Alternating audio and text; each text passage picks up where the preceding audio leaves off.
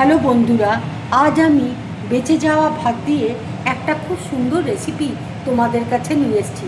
এই রেসিপি করতে দেখো আমার কী কী লাগছে, তোমাদেরকে দেখো দেখিয়ে দিচ্ছি। এখানে দেখো এক বাটি ভাত রয়েছে, এখানে মটরশুঁটি দেখো রয়েছে, আর এখানে দেখো ছোলার ডালকে ভিজিয়ে রেখেছি, গোটা জিরে আছে, সাদা তিল রয়েছে, কাঁচা লঙ্কা আছে, আদা আছে। এবার দেখো মিক্সিতে আমি ভাতটা দেখো নিয়ে নিচ্ছি।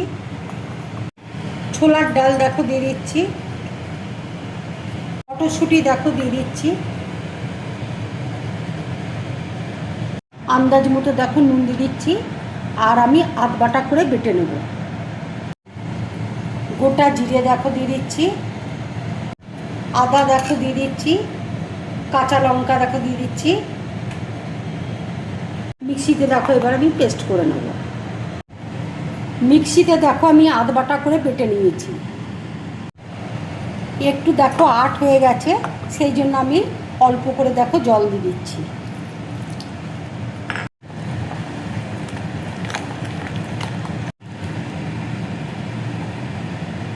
ভাতের মধ্যে আমি নুন দিয়ে দেখো বেটেছি, সেই জন্য এর মধ্যে আর আমি নুন দিলাম না।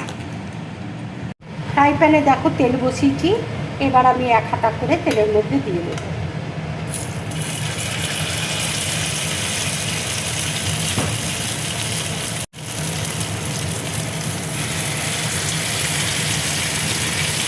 সাদা তিল দেখো উপরে দিয়ে দিচ্ছি,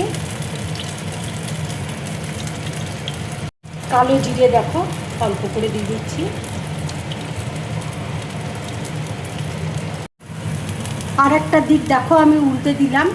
তোমরা কিন্তু একটু ময়দা মিশিয়ে করতে পারো, তাহলে কিন্তু বেশ টাইট হবে আর উল্টাতেও সুবিধে হবে, ভেঙে যাবে না। আমি কিন্তু এখানে ময়দা দিইনি, যদিও তোমরা একটু ময়দা মিশিয়ে দেবে। ভাজা দেখো হয়ে গেছে, এবার আমি তুলে নেব।